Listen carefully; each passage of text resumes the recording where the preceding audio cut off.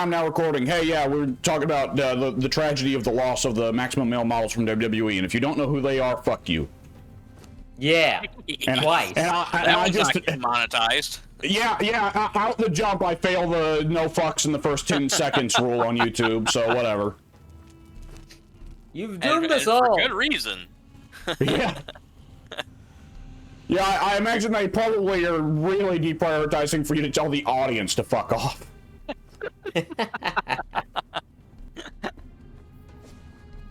Why would you even do this? Because if you don't know who the maximum male models are, look, there's gonna be some people in the audience who do know who the maximum male models are, and you guys are awesome.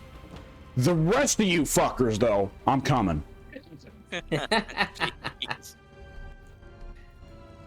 Yeah. You know who you are. You know who you are if you don't know who they are. Yeah.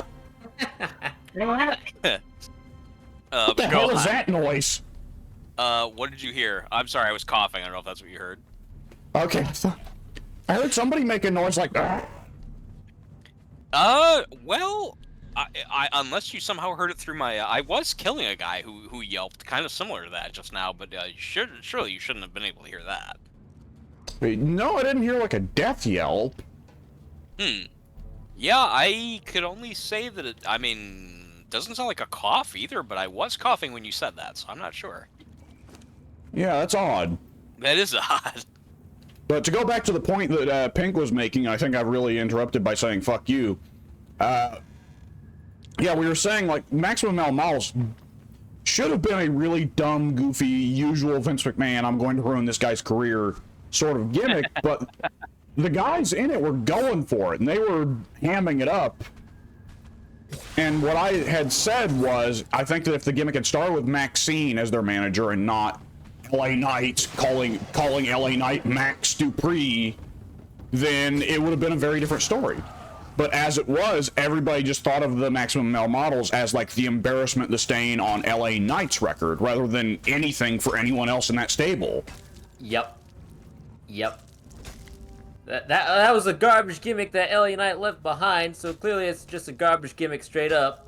Yeah, and it's gonna be especially where, because okay, the gimmick of maximum male models from the beginning was very clearly, okay, Vince thinks that LA Knight is too old to get back in the ring, so he's going to have LA Knight expressly just become a manager, and we're going to use him, and then we're going to bring in another manager to also use her to put over Marseille and Mansois. Hard cut to a year and a half later, Marseille and Mansois are both out of the company. LA Knight and Maxine are now two of the most over workers in the company. Right. Against Vince McMahon's wishes, in LA Knight's case, maybe not Maxine's. I mean, I've always been... looks like the Vince McMahon type. You know it. Oh, well, yeah, absolutely. But is she blonde with big fake tits? Yes. Tiffany Stratton type? Okay, yeah, I'm surprised. Very charming, though. Very likable. Very dopey. Oh, that sounds cute. I mean, girls, a girl can look however she wants and still be cool. So, I mean, when I complain about their appearance, I definitely don't. I don't know anything about her personality. She could be awesome. When she first got brought on, well, correct me if I'm wrong, Pink, she was actually an actress to begin with, not a wrestler, right? I'm pretty sure that's correct. So they brought her on just because they're like, well, like even, Vince in the later period was starting to see like the writing on the wall of like, okay, Knight can't stay in this position. They're just going to keep shitting on it. Or was Maxine was Maxine around by the time Vince had been pushed out, Pink? Pink? That is an excellent question. That is an excellent question, because I think she was brought in during Vince McMahon, but that's hard to say. I need to look back at that, because I want to say that she was very much a product of Vince McMahon, but Vince McMahon would have been out the door, rightfully so, just a few months later. Yeah, it was pretty close. Yeah. But yeah, Maxine, they pulled her in just like, I don't know, hire an actress and we said we're gonna introduce Max Dupree's sister. find an actress, whatever. And what was the original point I was trying to make with saying that Maxine was an actress? Oh yeah, we were talking about who Maxine is. Maxine, I thought from the jump Maxine had good promo stuff. Like, for someone who was brought in from outside the wrestling business, she had a good understanding of how to put people over with promos and stuff. And I think that for the little bit they were letting her go on screen and talk for the male models, she was doing good work for them. You know, she was like doing that little like kind of slinky little serpent dance as she was saying weird shit, the weirdest shit imaginable. Like, what was it? Titillate the juices of your yeah, titillate the juices of your imagination. While she was like doing like a breathy voice and like kind of slinking like a serpent in place with either male model to either side, also looking very intently into the camera, staring into your soul. I thought that was good shit. But then they'd have the male models go out there and job. Oh, yeah. That's how to get people over. Yeah. And eventually... Imagine if they had Fandango do his whole elaborate entrance for months on end, only to lose at WrestleMania. Are you saying that's what happened? I didn't watch. That's actually not what happened. Oh, no, Jericho lost. Yeah, Jericho lost a roll-up, and then Fandango became the biggest star overnight sensation, and then he got injured like a week later, and it really killed his career. Oh, that's what happened. I thought they dropped it because it was such a stupid fucking gimmick. You're wrong. I apparently am. I mean, Fandango couldn't dance, but you're wrong. Oh. On some level, I kind of see Fandango as a case of like I think it's 100% possible that you can put a shit wrestler over with the right booking, and I think Fandango is a good example of that. Just hired him because he had a good look, huh? Supposedly, what Jericho has said is that the Fandango idea came from when Jericho came back from Dancing with the Stars. Vince went to him and was like, "Hey, Kurt. Hey, Chris, I don't know who the fuck I'm talking to. I'm senile. Hey, Chris, you came back from that dancing show. Those dancer guys, they're real assholes, huh?" And Chris said, "No, actually, Vince, a lot of them were pretty cool dudes. I came from outside their tribe, but they were very accepting, and they showed me the ropes, and they taught me a lot. They were very nice folk." And Vince just went, sure. And then Vince introduced the idea of Fandango, who is a male dancer that is the biggest asshole you ever heard of. Okay. Fair enough. At a certain point with Vince kind of sounds sometimes like the kind of guy who doesn't really speak to people. He just uses them as a sounding board. I believe that's true. Yeah, I would believe that. And it's one thing to like not brook disagreement in terms of like going like, well, if you disagree with me, fuck you. But the stories sound like, honestly, like if you disagree with Vince didn't get mad or anything. He just went, and moved on. Sure, kid. Like, you're an idiot. Okay, anyway. Yep. But I forget what... Yeah, have any of us ever explained why they had Maxine do the face turn that made her way over? Mike. No. So, they thought it'd be a fun gag because they love to play gags with Otis, which admittedly Otis has a lot of comedic talent, so that's why. But with Otis, they ran the gag of like, okay, what if male models and Alpha Academy have a match, and what if Otis draws Maxine's eye, right? I'm sorry. Are you asking me? I was kind of that felt like a line when I said it. Like Mike's probably gonna have a reaction to that. I wasn't even listening because I thought you guys were talking to each other because I don't know who any of these people are for the most part. Oh, I was just gonna give a quick little explanation of how Maxine's got over as a face, but. Oh, okay. Well, yeah. Go ahead then. Go ahead. Yeah. Well, if you don't give a shit, then we can. No. I was listening because I did not know it was directed towards me. Yeah, it's fine.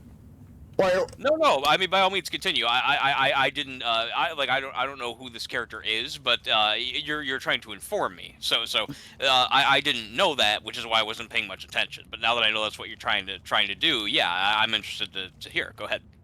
Shut up and be informed, Mike. Yeah. Go ahead and inform me. Yeah, kind of think, but I'm kind of right now doing the thing that can sometimes get a bit annoying when Natty will like introduce fetishes. No, you're not. You're really not. I just misunderstood that you were directing that towards me. I thought you were asking Pink specifically about aspects of this character, and so I kind of tuned out because I thought, okay, they're talking about this character to a degree that I would not have any knowledge about. Okay. All right, but I just want you to know, like, if ever I'm talking about something that's just like, I don't really care, you can feel free to let me know. I'm not going to take offense to it. You know, if it, you know, I would say something like, well, I mean, that's interesting, but I don't really know her, so it doesn't really mean much to me, you know. But no, I mean, I don't know her, but I am curious to hear you talk about it because I mean, I've learned a little bit about, you know, the male models, about, you know, the whole, you know, how they were hired, fired, essentially, basically. So this, you know, it kind of completes the story. Yeah. It's worth learning. This is pretty well the death of the male models, because, yeah, they get a match against Alpha Academy, they're just there to job, but Maxine, her eye gets drawn to Otis, and she starts... Do I know Otis? Is that a character who's in the game? I don't remember if I know who Otis is. Otis is the game. He's the big, large, tanky boy. Yeah. Is he known as Otis in the game? The name doesn't sound familiar. Really? He's known as Otis. And okay. Otis?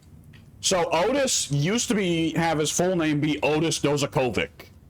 And I remember there being a whole thing between you and Ted, because you came into the wrestling thread back in the forum days saying, what the fuck is going on with Dirty? They've got a big slob now called Otis Dozakovic.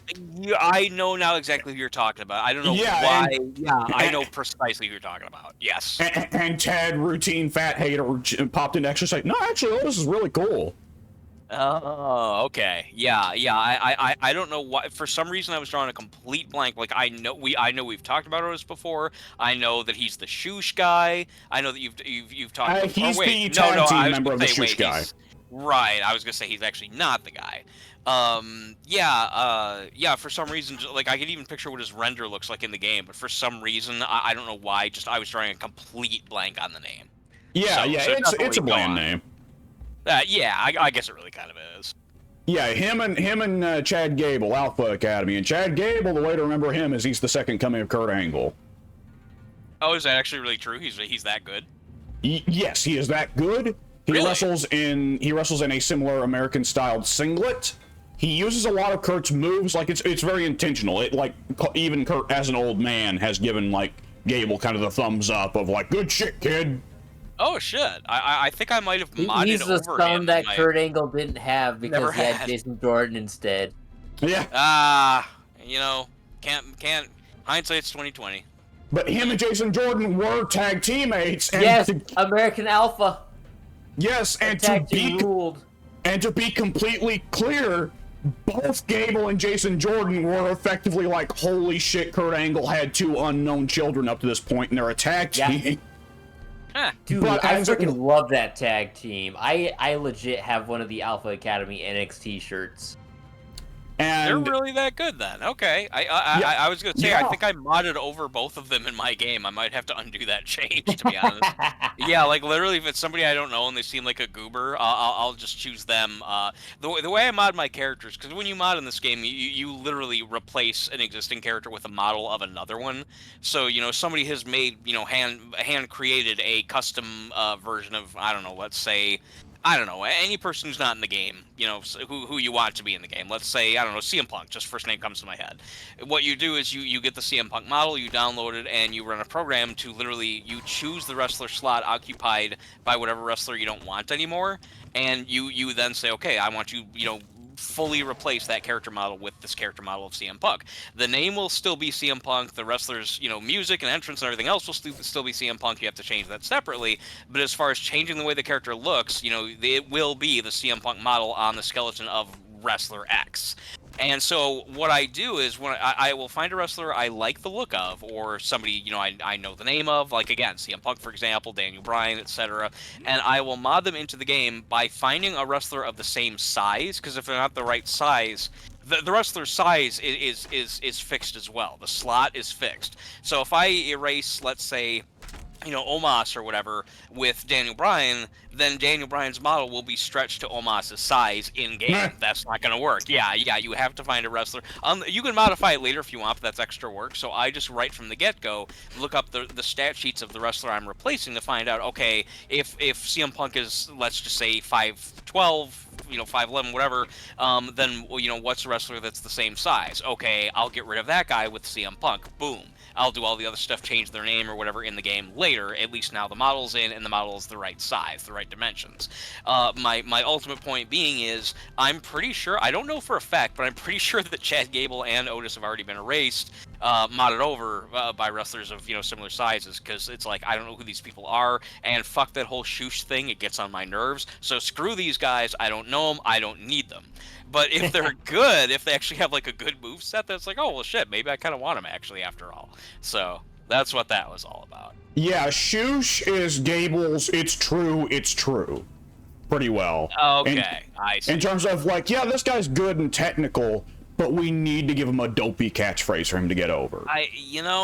That's something I've always hated about WWE, and it's not even new WWE. This goes all the way back to, I just wasn't as annoyed by it when I was a kid. For some reason, everyone's got to have a catchphrase. Everyone's got to have a nickname. And not to go off on a tangent, I don't even know what it is about the modern nicknames. I do actually. I do. They're less nicknames and they're more terms. Like again, like the devil's favorite demon, the cerebral assassin. That's not only are those terms stupid in my opinion, and also not even slightly realistic or accurate, or even like demonstrable for that matter. I think that they're a far cry from like adorable Adrian Adonis, marvelous Mark Merrow. Those are nicknames. You know what I mean? Like I don't know why wrestlers have to have entire terms to describe them instead of just calling them who they are. But tangent over. It's fine. Those were both JR calls, weren't they? Yes, both of those were. I'm not sure if he... When of course he wasn't calling Stone Cold. Yeah, see, Stone Cold apparently didn't need well, no, he got the Bionic Redneck. That's another one.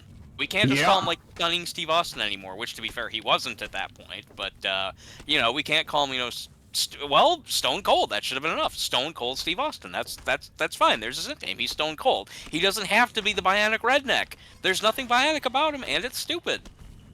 I don't know. Just something about wrestling that's always bothered me. But sorry, I've hijacked with my complaints. So go on and tell me more about these guys that are actually really good. And the girl, Maxine, was it? Maxine? Yeah. We wound up going in a big old fucking circle here. I did. That one was my fault. Well, trailing off into explaining who the hell Gable and Otis are. But yeah, Gable and Otis made a tag team called the Alpha Academy, the gimmick being Otis has always been a big monster guy, despite the fact that, in fact, the real-life Otis was, in fact, quite a good amateur wrestler. So the gimmick became, okay, well, since Otis is a big monster, what if Gable is trying to civilize the monster and teach him how to be a legit amateur wrestler? So that became the Alpha Academy gimmick. The Academy being, Gable is he's got legit amateur wrestling cred, so he's going to teach him, he's going to learn him real good on how to be an amateur wrestler. Yeah, that's a tag name that I like, because it's not, well, just for example, RK Bro.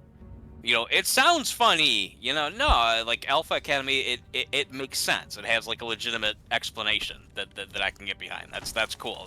That's more creative. I like to see more of that. Yeah. So when they're running that as a tag team, well, they still are running that as a tag team, they run up against the male models. And Maxine starts to get interested in them. And Maxine goes to the male models after the match, goes to the Alpha Academy after the match with the male models in tow, and against the male models' protest, Maxine goes, I'm interested in adding one of you to the group. And the gag immediately is Gable going, well, I did some modeling back in my day, but this is a complete surprise. Because Gable's not a bad-looking dude. He's a fairly good-looking dude. Otis knows who he is, and they've played plenty of gimmicks around Otis in the past, being a larger man and not a particularly good-looking larger man. Oh, that's mean. It is. Well, it is, but in the past, they've run a similar gimmick of Otis winding up with Mandy Rose, Beauty and the Beast sort of deal, where Otis was played up as like, despite his the gimmick was Otis, despite his tremendous size, is actually a very nervous and awkward guy, so she's way out of his league. But yada, yada. You told me about that actually. Yeah. Okay, I remember that now. Yeah. But nonetheless, Maxine, like, I think she straight puts her hand over Gable's face and goes, "No, you," points at Otis, and everyone involved except Maxine is shocked. And part of the male model's gimmicks is that they get Frenchified, modelified names. Mansoor became Mansoir. Mace became Marseille. And it's a stupid gag, but it's nonetheless amusing. So Maxine says, "I think there is serious potential for Otis." Okay. And Otis starts. It's stupid, but the delivery makes it great because Otis starts like fucking stroking his chin, contemplating, going, Otis. And he almost starts to kind of like stick his chin up and look from under his eyebrows at the camera while stroking his chin. Yeah, I could see that being funny. The male models get upset, say, "What the fuck? He's a big fat schlub. Look at us two epitomes of male sexuality. What do you see in him?" And they eventually have Maxine turn face, leave the male models, and go for the academy instead, where the gimmick there starts to be that she also learns how to actually wrestle from them as well. They have a fun little run where one of the lower scale jobber divas challenges her to a match because she's an actress and not a wrestler, so it's obviously against her. But shocking everybody, Maxine starts doing Gable's moves and wins the match. So that's that was cool. it was a fun little face run. And right now, what they're doing is Gable has got a long-running feud with Gunther, because Gunther has finally beat Honky Tonk's record, but Gable came close to stopping him right before the very end, and now Gable wants to get a third match with him. And the last two matches were both barn burners, so... Now, I'm glad you mentioned that, because that reminds me that earlier, Pink strongly called, Gunther something like a turd, or something similar to that. I said he was a goof. A goof, that's right, you did say he was a goof, and I was like, oh man, I wish Alex was here to elaborate on that, or to offer a counter-argument, and now here you are. I can't tell if Pink's being ornery, if Pink legitimately feels that, or if Pink is just repeating Ted's opinions. I don't know what Ted's opinions on Gunther are. I know he didn't like him in the past, but that was because he was fat back then. Yeah. And Ted has an aversion for fat people. I swear he's like Ridiculous. the self-hater that like projects all the time. I don't get it. I mean, I do, because again, you said that, well, he's not a wrestler. He doesn't need to be, in good shape. But it's like he seems to really hate fat people. He does. It's remarkable. It's remarkable. Remarkable is a good way of putting it. Like, I have rarely seen somebody hate something that he himself is. And I'm not trying to knock Ted, but he's not a thin guy. But you wouldn't know it from how much he hates fat people. That's part of what makes him who he is, I guess. I remember 10 years ago, Ted used to say that he wouldn't wish death on people as a joke. And Ted now will absolutely joke about setting fat wrestlers on fire. Just because they've committed the sin of not being thin. Yeah. Oh, it's a guarantee if Cody Rhodes appears on screen, Ted will joke about his death. See, now I thought that you were saying that he came around on Cody. Did I get that wrong? Yes, but he still thinks it's funny to wish death on him. Oh, that is unusual for Ted, or at least that's not typical of the Ted I used to talk to more regularly. I remember he'd be kind of like, well, I mean, I like to joke about things, but certain things I think are, really kind of inappropriate. Yeah. Weird. He didn't swear a lot before either. He would always add, goofy, characters, asterisks and so forth, to substitute typing in curse. But last few times I've talked to him and he used a curse, he did not censor it. No. Yeah, he's, people change. Usually at that age, I mean, he's my age, and we don't usually change at this age, but I guess anything's possible. Sometimes he actually will censor a curse, and it'll just look so strange. So that's weird. So now it's got to the point where it's strange when he does censor. That's really weird. Really weird. Yeah. Cannot explain why that is. But Pank, do you actually think Gunther's a goof, or are you doing a bit? Or are I you was doing something? A bit that you weren't there for because it was when we were talking about the releases. I brought up Riddick Moss and I said, well, I was severely disappointed by them dropping Riddick Moss, but I wasn't surprised because once they fed him to that goof Gunther, that basically sealed the I deal. see. Yeah, it was some. Yeah, I think those were his exact words. I see the my guy or nothing bit. Okay. Exactly. See, now you're doing as a joke what countless wrestling fans online do, not as a joke, but just real. So now, all right, is it the kind of thing to where the fans are just like the guy is clearly super? I'm honestly asking. I've not yet seen him wrestle, but from the sounds of it, he's super talented, and the fans just like bitching and acting like he's not because he's so popular, or apparently not even popular, but pushed. I don't see much anti-Gunther bitching. I expect anti-Gunther bitching to pick up now that he's beat Honky Tonk's record, because I think everybody was rooting. I think everybody was rooting for Gunther to beat Honky Tonk's record because Honky Tonk's record has been kind of a stain on the Intercontinental Championship for a long time now. Yeah. Because like all these legendary Intercontinental Championship runs, the longest one was Honky Tonk Man. What is known as the working man's title, the workhorse title. Yep. And it was held by that dork. Yeah. For over a year. What the hell, man? Because they forgot.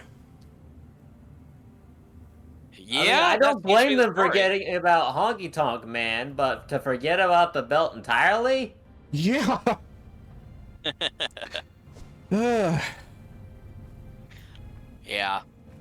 I don't know now if he'll continue to keep it for like a new super record that will never be surpassed again, or if now he's going to suddenly lose it, because that does seem to be how they trend. I think he drops it at Mania this year. It honestly, I don't see him keeping it longer than Mania. Dropping it at Mania. Well, that's the thing. Him and Roman are both probably keeping their belts towards till Mania. But would it not be weird for the two longest runs of the modern era to both end at WrestleMania 40? Well, it kind of would fit for a significant number like 40. What in the world makes you think Roman Reigns is going to drop it at 40? He's going to 45, boyo. Probably. Fucking beating Bruno's record! Oh, God. I wouldn't be surprised if they did that. Oh, don't even say it. I don't even have any special attraction for Bruno, but ugh. Roman would die. Roman might actually die first. Is it really that bad? It could come back. It's come back like 3 times now. So it's come back multiple times since he made the big announcement that it had come back several years back? No, that was the 3rd comeback. That was the 3rd time it came back, okay. Was that the first time that he had announced it as a WWE wrestler? Yes. Yeah, both the times he had it prior to being a wrestler. Okay. Roman, yeah, well, we're stuck in an issue now, because, like, everyone will say, well, obviously, the company is now bet on Cody. But we were saying that at 39! Yeah. I mean, I didn't know until Jim Cornette explained it, that apparently Cody, the belief, I guess, among some people, is that Cody deliberately chose not to book himself into a championship at AEW because he wanted his first major title win to be the WWE title as a tribute to his dad, who never won it. And that is the storyline they're booking, but Cody, I love Cody. Love Cody. Cody is an inveterate liar. Oh, really? There is a popular quote that goes around, because Daniel Bryan said it in an interview. I wasn't really much of a liar, but when I came to AEW, Cody showed me how fun lying is, so I like to do it sometimes. Oh, wow. What kind of stuff has he lied about? Like major shit? Cody's a worker. He's a worker. Ah, okay. I see. If he Cody Hogan needs style worker? Cody's not the kind of liar to go on and put himself over and shit on other people. He's not a Hogan liar. Cody's a liar, the liar that's like, this current championship that I'm working towards right now is the most important championship of my career. Oh, I see. Okay, I gotcha. Yeah, like you said, worker. That makes sense. Putting over the next match he's in. Okay. Yeah, fair enough. Cody, I love Cody. If he had picked up the belt at WrestleMania 39, it would have killed him. How so? At that point in time, if there was any babyface that could end Roman's run and it be satisfying, it was not Cody, it was Sami. Yeah, from what you've told me about the story, that makes sense. If Cody won the belt then, it would seem like he's stealing Sami's thunder. Sami now has got his big emotional victory over Roman. When Roman tried to take the tag belts off him with Solo in Arabia, and Sami stood over Roman, standing tall with both belts in hand, and Roman was terrified. Sami's had his win, so it no longer feels like if Cody picked up the belt that he would be stealing Sami's thunder. It wouldn't feel like Batista at the Royal Rumble before WrestleMania 30 anymore. Okay. Yeah, that was pretty rough.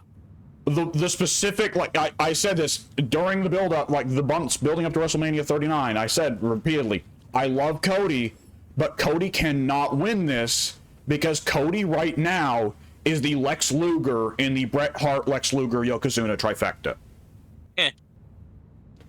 Cody is the Batista in the Daniel Bryan, Batista, Randy Orton trifecta. Or was that was Orton, right?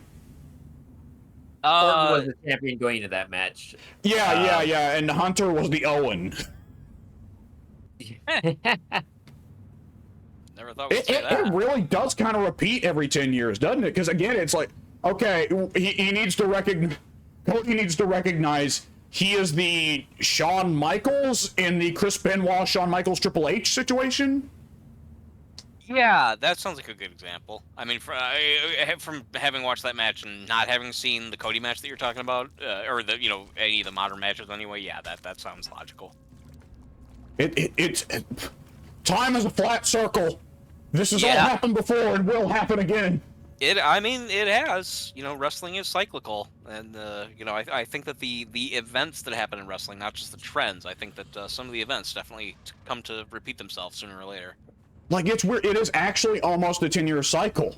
That every 10 years we will get an instance of a three-way storyline where the fans clearly favor one babyface, and it seems like the company favors another babyface. The way I look at it myself also is that every 10 years there's a talented, not mid-card necessarily, but a talented athlete-style wrestler to buck the trend. WrestleMania 10, yeah, the workhorse, yeah. 10 was Bret Hart, 20 was Benoit, 30 was Bryan, 40 Rhodes? Question mark. I guess every one of them failed in one way or another. Every one of them went down in flames somehow or another. Yeah. Bret was underpushed and lost the thing that. Well, the Yoko thing was earlier. Never mind that. That was WrestleMania 9, which right. Yeah, Bret did wind up being somewhat of a success, but even then, when you look back on Bret's run, Bret did not get near the dominance of Hogan before or Austin after. Right. Yeah. Like Bret won the title in '94, but really, as '94 progressed, it was more about Diesel. Vince, the big guys. Vince wanted all the big guys. And then, of course, Benoit, I think we know what happened with that. And then Bryan got injured and basically died, what everyone thought was forever until AEW, which still shocks me. And, Cody Rhodes, he'll win the title at 40, and then, he'll, die in a horrific car crash the next night or some shit. I mean, I certainly don't wish that, but that's terrible. Yeah, that really would be terrible. That would be extra bad, because who was the big babyface that Dusty bet on, fucking 40 years ago? Horrible automobile accident ends the run. Oh, JYD? No, Magnum. Yeah, Magnum. Oh, wait. Oh, I don't think I knew about that. What's the story there? Pink, do you know the TA Magnum story much more? I know the broad sweep of the details is just simply... I only know the broad details as well. I don't know even that much. TA Magnum was supposed to be the next Magnum biggest... TA, you mean, right? Yes, Magnum TA, pardon me. I don't know. I just want to make sure it wasn't some other guy that was similarly named or something. I don't know enough about it, so I wasn't sure myself. So Magnum TA is one of the most famous wrestlers for not being an actual wrestler for a long-ass portion of his career, because as soon as he got started, he was proclaimed to be the future of the company. Pardon me, the future of the business, rather, and destined to be one of the biggest stars that there would ever be. One of the finest workhorses in all of wrestling history. One of the most charismatic stars in all of wrestling history. And that all came to a sudden, abrupt halt when he got in a automobile accident. Motorcycle. Yes, Oh, and okay. lost his. Did he lose the ability to walk, or It was I bad. one way or another? Yes, it was very bad. He could no longer continue wrestling, Oh, that and sucks. he had a And Dusty very was short career and was benched straight away after that motorcycle accident. And he's considered one of the biggest, if not the biggest, what if in all of wrestling. Wow. And the only bigger what if I could think of would be if Daniel Bryan had not ever returned to the ring after his Mania 30 win, because after Mania 30, Daniel Bryan is taken out via injury only a month later. Right. What would have been his final match would have been against Kane at Extreme Rules of that year. That was maybe 4 weeks, maybe less than, maybe a bit more, but it wasn't much longer than a month.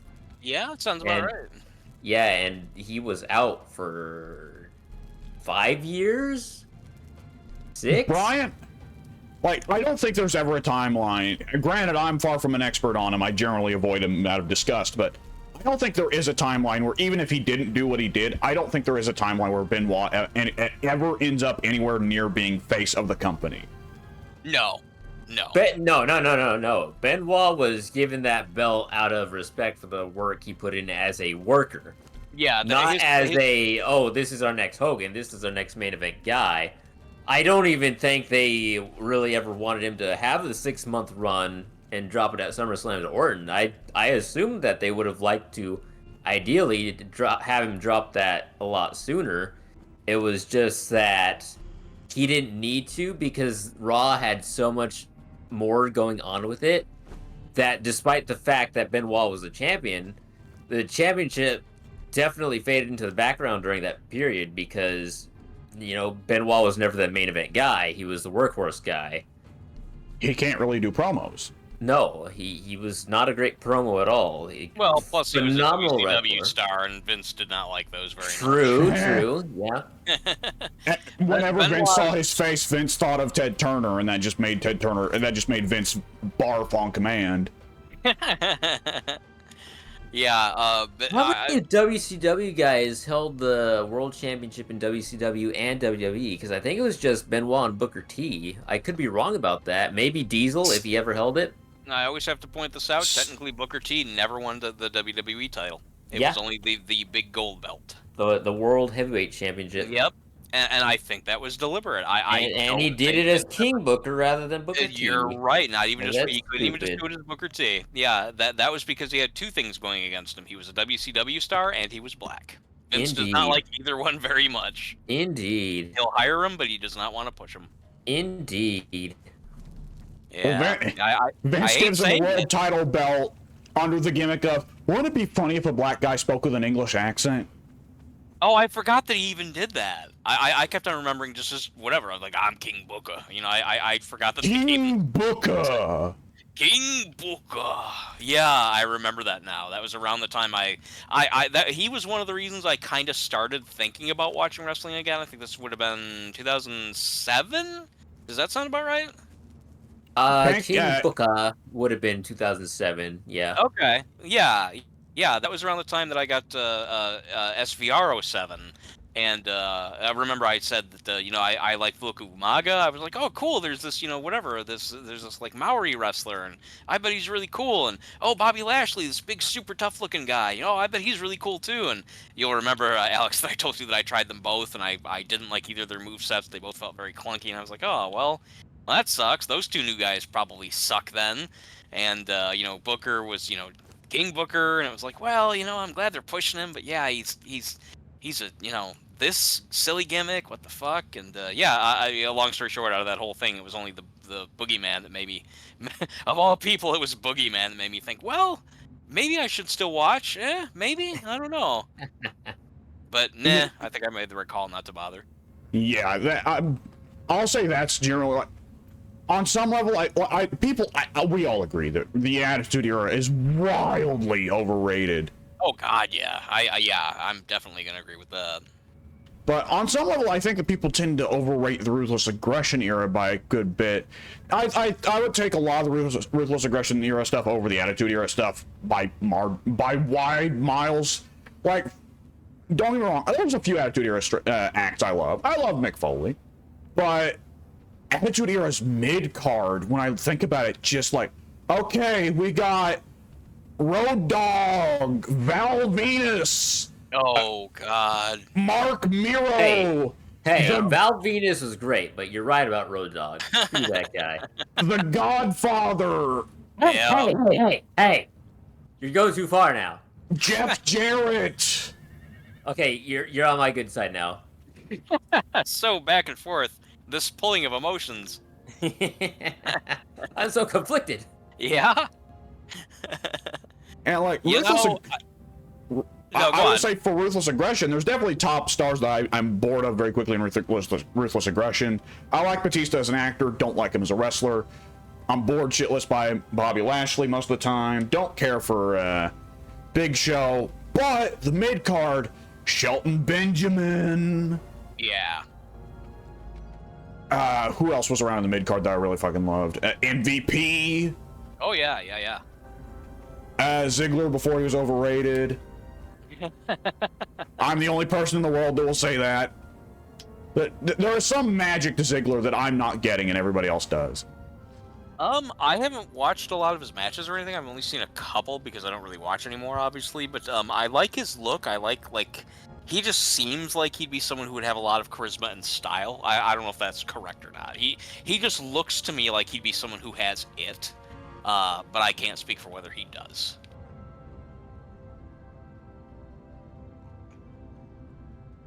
You know who's one guy that I thought for certain would be cool in the video games, but no, actually. Who's that? Kennedy. Oh yeah, Kennedy yeah, sucked. absolutely. Yeah, I was really excited about Kennedy when I heard that he was from Wisconsin. I was like, yeah, awesome, and he seems like like a really good heel. Dissing people on the mic. He's got a stupid, obnoxious entrance. I love that. I was totally into that, but I did not see enough of him to deem him a good wrestler.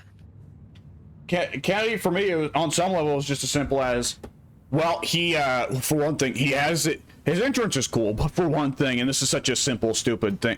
Well, I've always had a thing in wrestling. I always like the guys that are a little capable of doing everything, regardless of size. If a cruiserweight can do power moves, if a big guy can do more cruiserweight style stuff, that's immediately something that gets over with me. So I honestly, and this is just the silliest thing, when I saw his finishers were the rolling firemen's from the top rope and the Swanton, I was like, oh, he's got a power move and a cruiserweight move? Oh, this guy's got to be good. Yeah, fair enough. I can see why you'd think that. Yeah. And on some levels, it's that mentality has led me right. I was a fan of Tyson Kidd before I ever actually watched him because, hey, that's a cruiserweight guy who can still do a lot of power guy stuff. That's cool. Makes sense. But it's also led me wrong a few times, and Kennedy was one of them. Yeah, one who I liked a lot. I liked his moveset in the games, and I liked the way he looked when he got a beard. I just liked the look of the guy. But apparently he just wasn't really a good performer, I guess. I don't know. Jack Swagger. Swagger, I never got to see much of Swagger's work in his day. He was supposed to be quite good, but yes, Swagger was one. I'll be honest, there was a weird series of events with Swagger and me. That's what I've. Oh, with you. I thought you meant in general. Well, Swagger's had a weird series of events with everybody, but. Go on, tell me more. I saw in SmackDown vs. Raw 2011, or in All Stars, I forget. I played both those games around the same time. Those were a lot of what got me into wrestling. And I saw him being listed as the All-American American. And I think that was in 11. I was 12 or 13 years old at the time, which meant that I did not know what an All-American was. I did not understand that it was an athletics thing. Right. So I thought at that time that Swagger's gimmick was he was a raging xenophobe. And he was a raging xenophobe heel. And I was like, oh, that's actually like super interesting, because like ever since I began as call me even open-minded as a child, but I thought the foreign heel gimmicks were stupid when I was a little kid, right? Yeah, pretty lame, cheap heat, yeah. Yeah, you know, as a kid, I never found that stuff, you know. I never, I don't know, maybe I don't want to say it's like... It's not very sophisticated, it's corny. Yeah, but like going beyond it, just like into political things, like, you know, I read a lot of history books when I was a kid, and when I was a kid, they showed a children's movie called Our Friend Martin a lot. Pink, did you get raised on Our Friend Martin? I have no idea what that is. It was a pretty well educational movie they released that was like a 90s kind of cartoon movie where it's like, what if, you know, a modern day black kid, you know, sees in history texts like, oh yeah, Martin Luther King Jr. was so great and yada yada yada. He did this and that and another, but then he was, of course, horribly assassinated. And the kid... If he was so great, why was he assassinated? Why is he dead right now? What a goober. The kid, I don't remember if like kid gets a time machine or something. I think he honestly just wishes. He's like, well, what if I went back and, you know, grabbed Martin Luther King Jr. before he ever started the life of the... in front of the bullet myself. No! That's a kid's thing I want to see. That's kind of amazing. No, it's... I'm just delighted at this mental image. No, Mark, no! One little boy! Ah! Oh, no! How could this Why, happen? child? Why? And that Sorry, fucking guy, that guy that fucking shot him is just like, whoa. What? Yeah, oh, shit. I didn't see that coming, goddamn. Where's the astonishment of the assassin? What's his name? I And, can't like, remember. you'd Jackie have to something. imagine there was a bright fucking flash of light for time travels. Just suddenly the kid materializes, jumps in front of the bullet, and is dead. Yeah, that'd be a day everyone would remember for the rest of their lives. Right. Oh boy. That would require a firm look in the fucking mirror for everybody involved.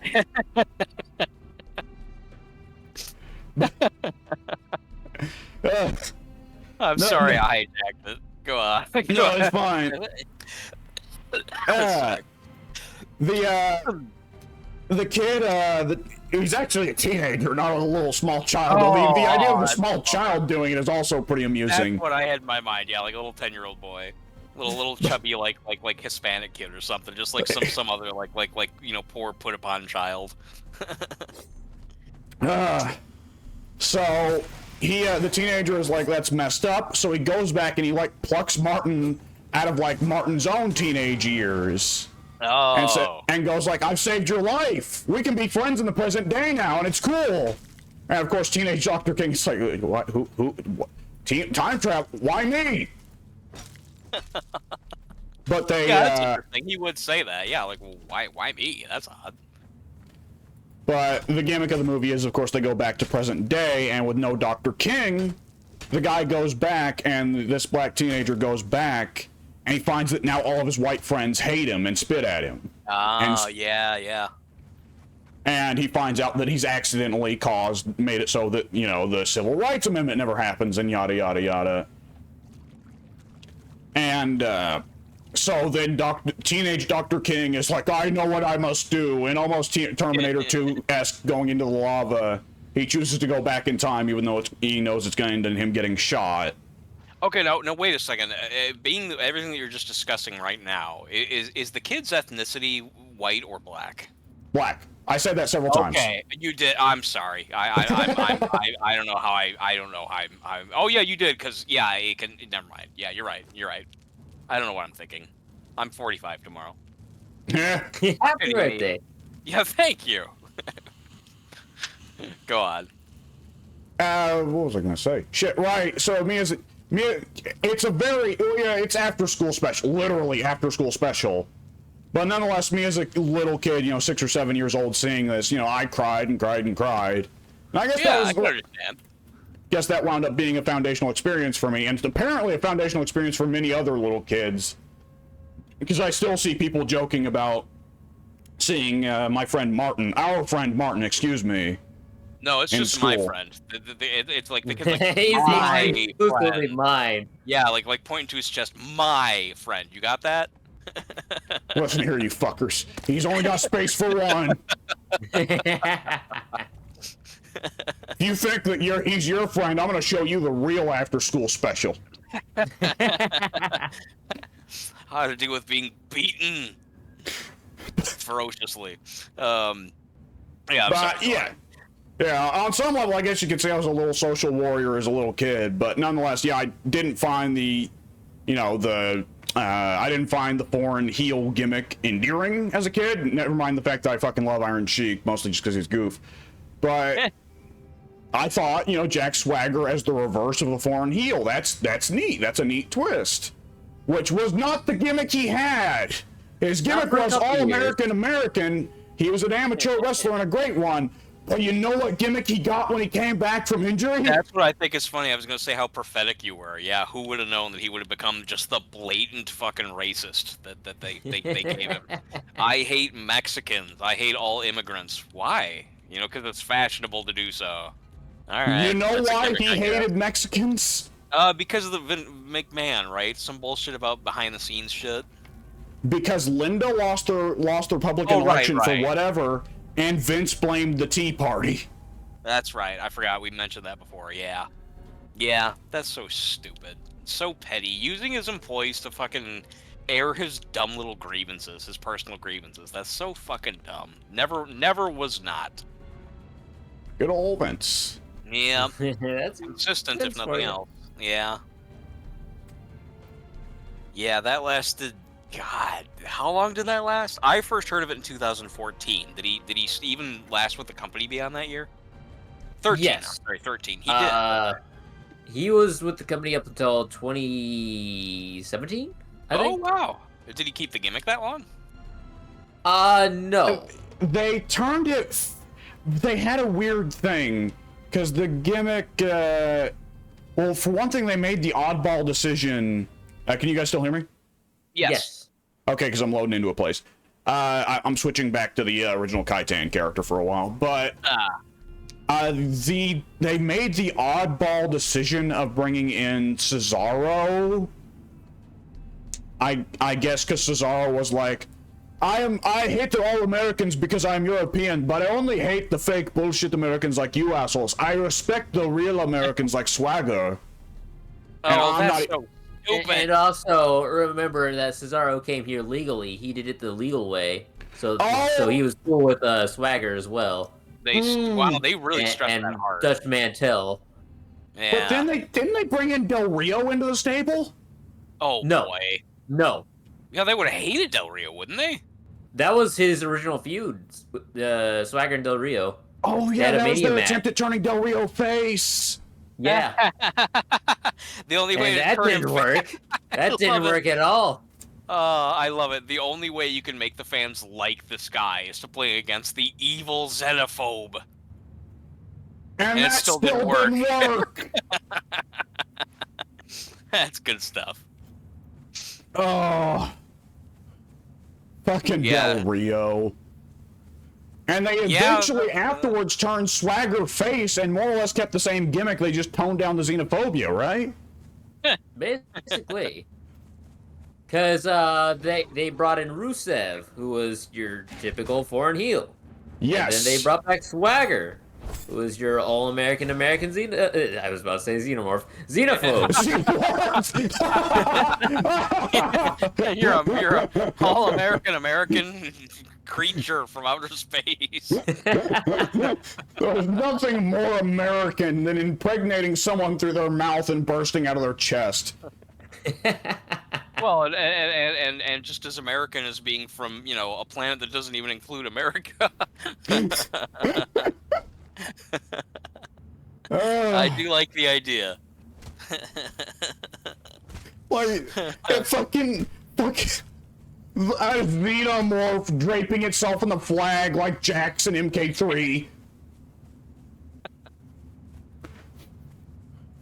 I can picture it. I can actually picture it. If there was any creature that might literally bleed red, white, and blue. Ah, yeah, that's good. I like it. It works. Oh, that's great. Yeah, that is that is pretty good. Can't lie.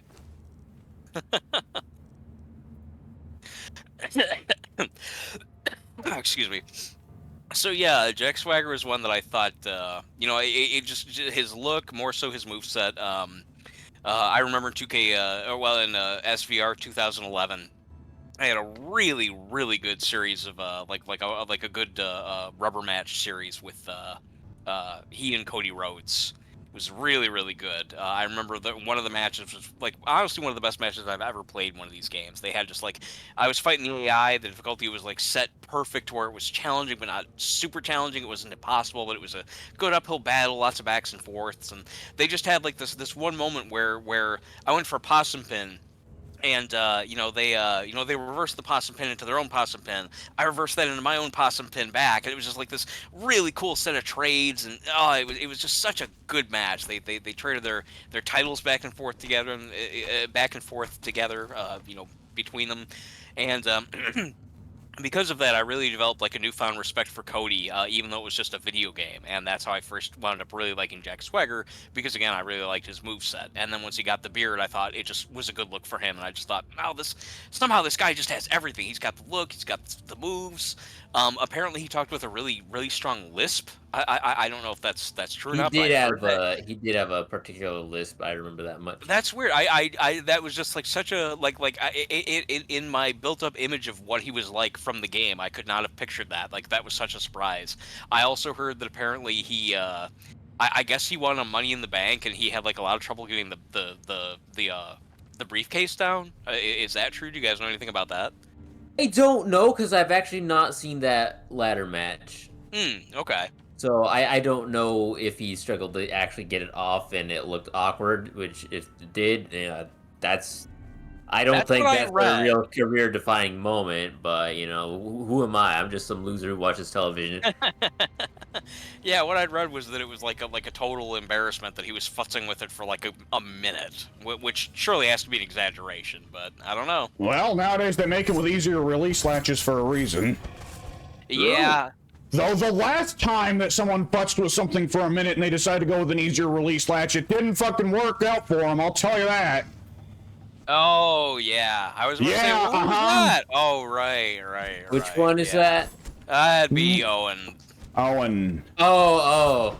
Yeah. I didn't know you were going that far. At first, I didn't know the reference either, and then I was like, oh, right. Yeah, the one who they decided that it'd be faster, more convenient, just to, we can't have the guy fiddling with the apparatus in the ring. That'll go against the joke. We want him to be able to, get free of this thing quickly. It's so fucking stupid. Because, first of all, the Blue Blazer gimmick was stupid from the jump, just turning Owen into a joke, because Vince doesn't know what to do with him anymore, and Vince Russo's a moron, so Vince Russo's like, hey, bro, I'm gonna show off that I know my wrestling history, bro, by saying we should have Owen, bro, doing the same gimmick he used to do back in Stampede, bro. Yep, sounds about right. From the jump, fucking stupid. But the decision of, okay, we're going to turn Owen into a comedy character. We don't want him spending too long futzing with the release latch when he gets down to the ring. No, that's funny as hell. Yeah, I never really thought of it that way. Yeah, tell Owen to start goofing off and not realize that the release latch is still on. Yeah, have him like try to run in place or something. Like, why can't I move? And then turn around and look. Oh, is this thing still connected to me? Yeah, I hadn't thought of that. Have Owen look like he's about to start sprinting, then he takes a back bump because the release latch tripped him. Right, yeah, fall backwards. Doink. Yeah. I guess no. Whatever. It's everything's been said. I have nothing else to add to it, just other than just how absurd it is. I mean, the most logical comments I see with regard to that whole incident was simply he didn't have to die. Like, he just, like, what a stupid fucking reason for a person to lose his life. I mean, there's been equally dumb reasons out there, probably dumber, but it's like, wow, just, for a stupid fake sport, and for a stupid, like quote, funny gag in a stupid fake sport. Like, what a shallow death. Mm-hmm. That's sad. I remember, sometimes I see old Lance Storm's tweets, and somebody brought up to him the old dancing to the ring gimmick. And Lance said, like, oh, I hated this. And Lance followed up by saying, it's classic Vince, hide the strengths and accentuate the negatives. Yeah, that sounds about right. I mean, the whole fact that they Well, that even was made... Lance's fault for being an ECW and WCW champion. WW's version of ECW. I mean, yeah, I don't know, whatever. I could make an easy joke. It just... He wasn't at WWE ECW. Say what? He wasn't with WWE's version of ECW. I thought he was. I actually thought Pink was right. No, he was an ECW original, actually. Yeah. Lance Storm was? Yes. Yeah. Really? Yeah, it's weird when you hear about actual technical wrestlers competing in ECW. It is. But it happened. Yeah, it happened. I never knew that. I would have never even guessed that. Wow. I mean, he was Lance actually Storm, really good. Chris Jericho, Benoit, Guerrero. I mean, I guess those former two are pretty notable as being like ECW guys, but still. I'd say. Who else did they have? I want to say there's one other guy that was known as a technical wrestler, but went through ECW anyway, but it slips my mind.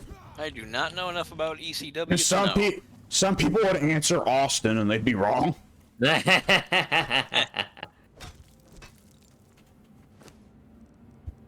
Wrong because that would describe him as technical, or wrong because he was never actually with... Okay, yeah. I didn't know.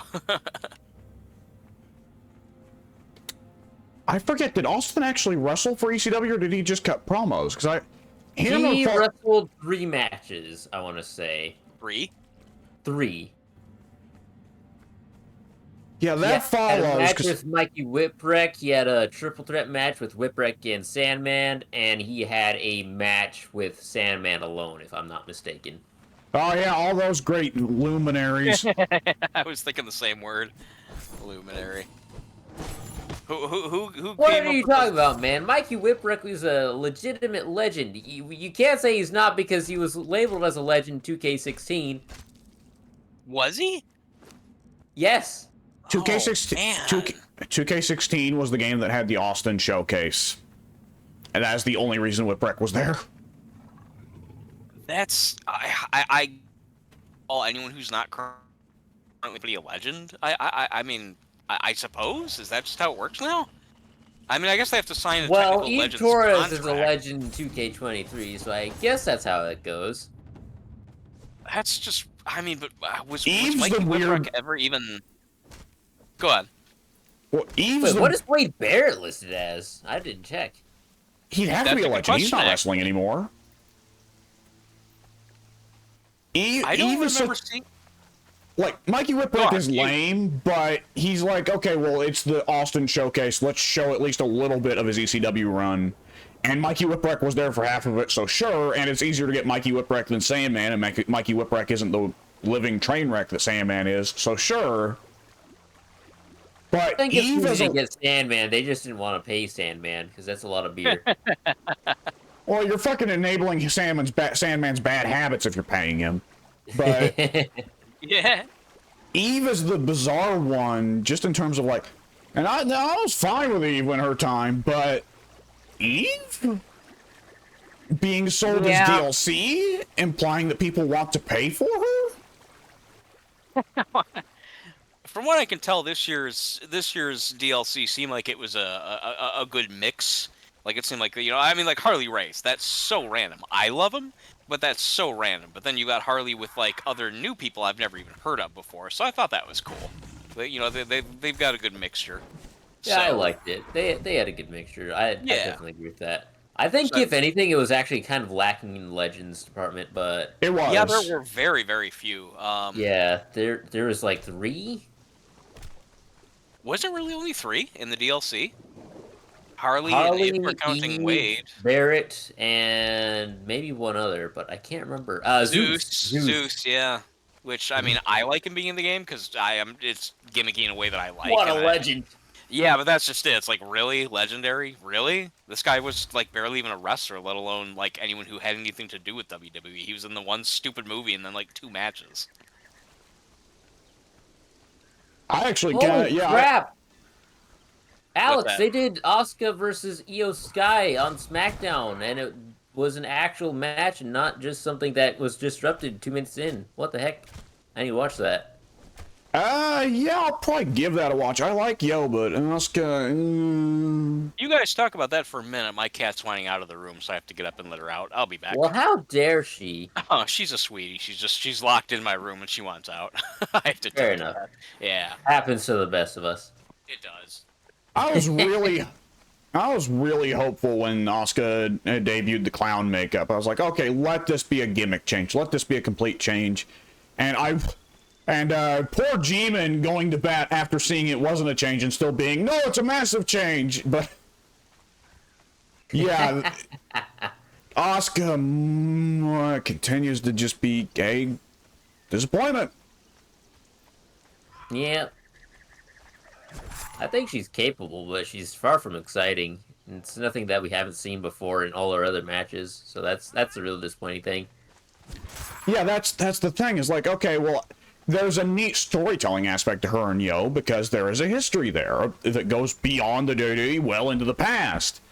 That doesn't change the fact that Asuka's going to get in there. She's going to do discus chops. She's going to do that little pop-up into the knee lift. She's going to do kicks. And then she'll probably try to lock in the Asuka lock and fail.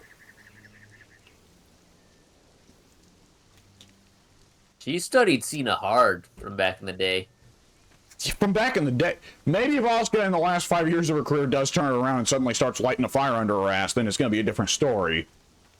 But, like, it's going to be one of those situations where it's like, well, Yo, it's on you tonight, honey. She's got it. She can back it up. On some level, I think she really can. But we've seen from Yo, like, Yo can pull a good match out of a mediocre worker. But we've seen that Yo can pull a fire fucking match out of a great worker. I don't want Asuka. I don't want Asuka in the mix. I want Yo versus Charlotte. I want Yo versus Bianca again. Or I want Bianca versus Charlotte. I don't want Asuka in there. Have Asuka take, like, it's troublesome because Asuka's one of the most consistent women's workers they have.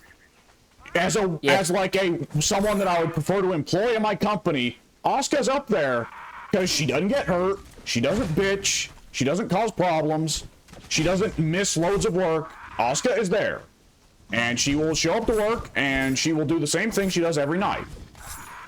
And the same way that made Cena valuable, the same way that kind of makes Finn Balor valuable. Well, Balor's a bit injury prone, so I wouldn't say he's that super consistent.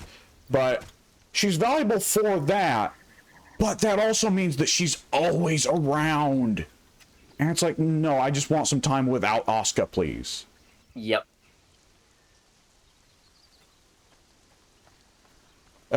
Nonetheless, yeah, one Yo versus Asuka match I think is fun. Get it out of the system. See, it's an issue because it seems like it should be a hot match that would be safe for pay-per-view. At the same time, neither of them speak English. How are we going to build the match up? True. And that's kind of what, like, I'm stuck in an awkward position with Ted because Ted will always say, Io Shirai is crap, they need to fire her urgently. And I'll always say, well, Io Shirai's a great fucking worker. And Ted says, yes, she is, but she can't speak fucking English, so why is she here? And, like, I can't disagree with that. I do disagree with that. You can't argue against it because Ted is of the rational perspective of promos are important to keeping angles over. And I say, well, there are more ways to build an angle, but that doesn't change the fact that, yes, promos are important and that right now WWE is not at a lack for for good workers, they're at a lack for good promos. Right. But if we're going to start firing people who are bad promos and good workers, I'm not starting with Yo. Like, on the women's roster, Yo's probably in the top 5 that I would say they keep these. I don't know. The match she had with Bianca at Payback was just too fire for me. Absolutely. Like, that was the rare instance of a match where that went on and I was kind of like, okay, you know what? You can jerk off for 3 months. I don't care. You've earned it. I would like to see a Yo versus Bianca for the next year, please. You know that terrible Bianca versus Bailey program we got? Could we give that to Yo instead? I mean, so many of those it is a little thing, but so many of those long-term programs, it seems, get given to a guy who needs help instead of a matchup that is really good and, would stick with people, right? Yeah. Bobby versus Theory. That happened not because they were pumping out good matches, because they were putting out solid matches. Theory was working his ass off in those matches. And it wasn't really that Theory... there too. It wasn't really that Theory needed the rub, because Lashley's not going to be the one to give him the rub. Those matches were there because Lashley needs to go out there with someone who won't make it a complete fucking embarrassment. And Lashley is there because he's big, and not to make it like a part, not to, make it super political or make it a race thing, but, well, Lashley's there because he's black. And if E was still around, there might be less necessity for Lashley, but E's got a broken neck and may never come back. In fact, he probably will never come back, unfortunately. So until they hire another large black man, Bobby Lashley's just kind of there by necessity. Right. I'm back. You guys are talking about, what are you talking about? We were talking about, with the way Daddy's been booking, the way at least Triple H has been booking, he's booked a few long-term feuds, and some of them have been just solid winners, Sammy versus Roman. But he's also booked a couple long-term feuds that did not really feel like they were being booked because they were working, but just because there was one of the guys needed some help to make it look like he wasn't actually sinking when he kind of was.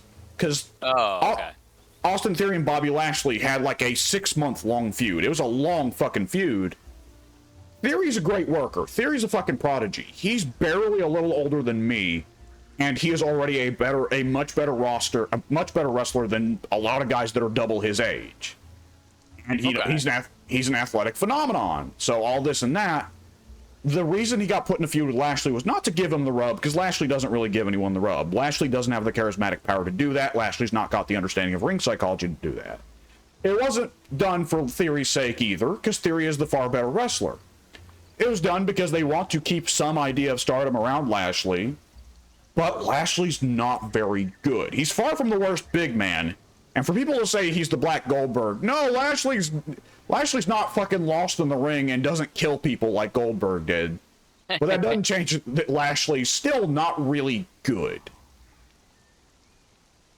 I always got the impression that the Black Goldberg thing was more to do with the physique than the skill. And the baldness and the black boxer tights. Yeah. The general appearance, I'd say. Yeah, that's the impression I got. But then again, as always, I don't watch, so I don't know if he just really. I mean, Lashley never got the Goldberg push.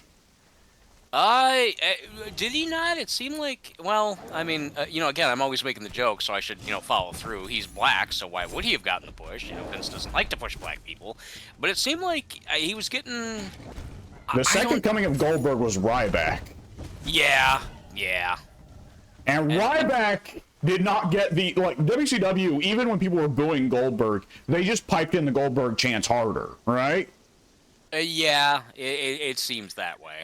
Once the initial hype died down on Ryback and people started booing him, that was the rare instance of JD going, all right then. Kaput. Well, was it that, or was it because he, just because he was injuring people and they just got fed up with it? Yeah. Well, there's been if lots... it were just one or the other, I don't think WWE would have cared. But since it was both, I think they cared just a little bit. Just a fair argument. That was at the time where Lesnar was injuring people left and right as well, and they didn't do anything about him. He seems to be a special case. Vince has always seemed to be very, very, making an exception for... Vince has always been kind of stupid, so... Well, that's also who can understand the thought process behind any of this? What's a burrito, pal? What? It's the greatest thing on God's earth.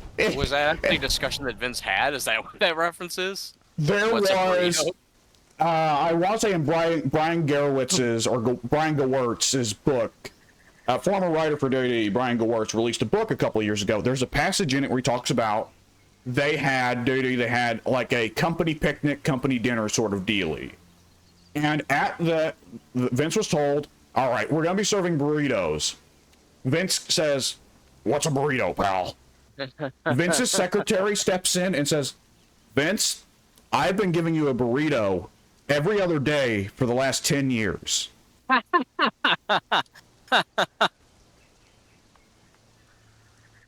So not even something that he'd had once or twice. He had it on a regular basis all the time for years. That's great. Yeah. He just ate it without asking what it was. Yeah, this looks good. Thanks. You just throw a plate in front of Vince and Vince absorbs it. It sounds that way. I mean, again, I was talking to Pink about this earlier. Jim Cornette said that Vince McMahon sees food as fuel. He doesn't eat for enjoyment. So There was a journalist, I forget who at one point claimed that he walked into Vince's office for an interview without actually letting Vince or his secretary know ahead of time. His secretary was out. He claimed that when he walked in there, Vince was actually eating pizza out of a pizza box. And Vince looked at him completely dead-eyed, saying, "You can't tell anyone about this." Ah, that's funny. Which Very I don't know if I necessarily believe that. At the same time, I hope so, because that would be awesome. Yeah, I tend to believe it. That seems like maybe like Vince just kind of getting a little sneak in and thinking, well, I gotta treat myself once in a while. On some level, I guess he's not an alien. I don't know if that's true. Yeah, I don't think it is either. I think the mothership forgot one when it left. Yeah, he's a special case. I don't know what's going on with him, but it's certainly something. They're saying, what was it? There was some financial or legal document released from him or WWE or TKO or whatever the fuck now, that more or less boiled down to saying Vince is looking into cashing out his stock and leaving soon, because if he cashes out and leaves WWE altogether, then he can't get sued for the fraud. I would see him doing that. That seems like the kind of thing he would do. His money seems more important to him than his pride.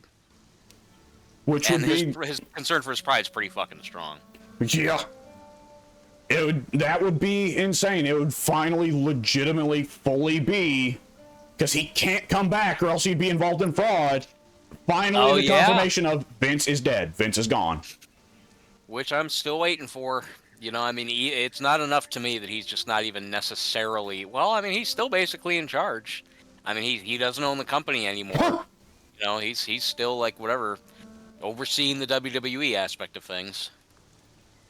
This chest I found in Jelha had 3 tables in it. 3 tables? Holy shit. The loot at Pink, I don't think... Mike, have you mentioned to Pink the changes to loot table to No, I haven't actually talked to him at literally? all about... No, by all means, tell him about the differences. So the Age of War Chapter 2 update released yesterday, and it entirely changed the loot that appears in NPC village chests and what NPCs drop and the chests you get in dungeons. And you remember how before the chests would always contain 3 plant fiber, 2 branches, and a rock? Yeah, well now they contain all kinds of shit. Weapons, armor, ammo, furniture, gold, money. Oh, I've seen a lot of... I've seen new items as well that I've never seen before. I don't know if they're new to this chapter or not, but I have, for example, a shrunken head. Oh, I've never seen it. I got from a Darfari chest, I got 2 new decorations, impaled heads, that I've never seen before. I've gotten a bunch of those. I've been collecting them. Yeah, impaled heads. I guess they're like stick decorations. They're kind of like fencing, essentially. Singular, but you can put them up like surround an area. Yeah. It's been pretty cool. Yeah, it's been super cool. You were talking about the food earlier. I've got... Oh, let me just glance really quickly. Let's see. Is that food? Yeah, that's food. That's fiery hot meat soup. I have 39 alone of those. That's quite good. Yeah, I figured that'd be good for the volcano. Well, the opposite, that would make you die in the volcano. Oh, no, I'm on the way to the volcano. I'm sorry. Yeah, on the way. Well, area. You can go up to go up to the volcano without freezing, but pretty well everything around the path to the volcano will freeze you. Okay, yeah. Really what that's good for is getting black ice. Oh, good. Okay, that's good. I need to invest in that one of these times. Yeah, I'm looking around. Between cooked pork feast, spiced and shredded roast, fiery hot bread, spiced soup. I've literally stopped counting at 200 different pieces of food here. Yeah, my food total nice. at least 200. Yeah, Yeah, so I don't ever have to settle for just, feral flesh again. Yeah, pretty cool. Pretty cool. Oh, the shrunken head is treasure, apparently. Really? I was Yeah. wondering if they're gonna introduce more kinds of treasure. Yep, there you go. I can't even equip it. I can't like put it for display or anything. It says this item cannot be moved.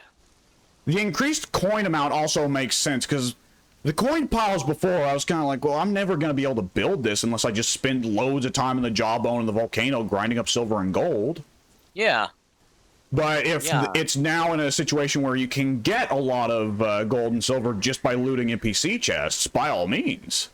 Yeah, I have 39 gold coins and 66 silver coins, and I have not by any means done a whole lot of adventuring. I've just been killing some people up in the new Azagrath or Azagard or whatever it was, and that's about it. Yeah. Yeah, so I haven't even been doing any real chest searching. Shit, I have a couple paintings. I have what is a silver stone? A couple of large shelves, a few teapots. What is this down here? Heavy coin purses. I have 2 heavy coin purses. Heavy coin purses. Yeah, it says high grade and consumable. Maybe Oh, consumable isn't for trade?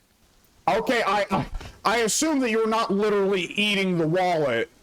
I would hope not. I mean, it is leather. Oh no, it's just as heavy. Never mind. Oh no, it does say leather. It's a leather coin purse. So I guess it's edible.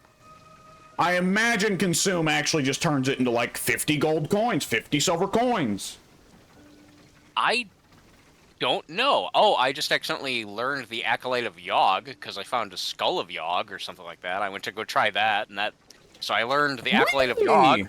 Yeah, I just found that somewhere. The Acolyte of Yogg in the form of a little skull. I just went to equip it, and I learned it. Whatever I learned, I don't know. Okay, so Acolyte of Yogg is the religion of Yogg. Right. Oh, that's the. So I learned the religion. So there are 2 ways to learn a religion. One is to find the teacher out in the world, which of course the Yogg teacher is old Nunu the cannibal. Yeah. But Okay. the other way to learn a religion is that anytime you kill, it used to be before Age of War, anytime you kill a priest of any religion, there is a very, very, very, very, very small chance that they would drop a religious item such as the Skull of Yogg. Oh. That if you ate it, you would learn the religion. Oh, okay. That's what happened then. Because I killed a couple of those priests over in the Azagrath or Azagarth.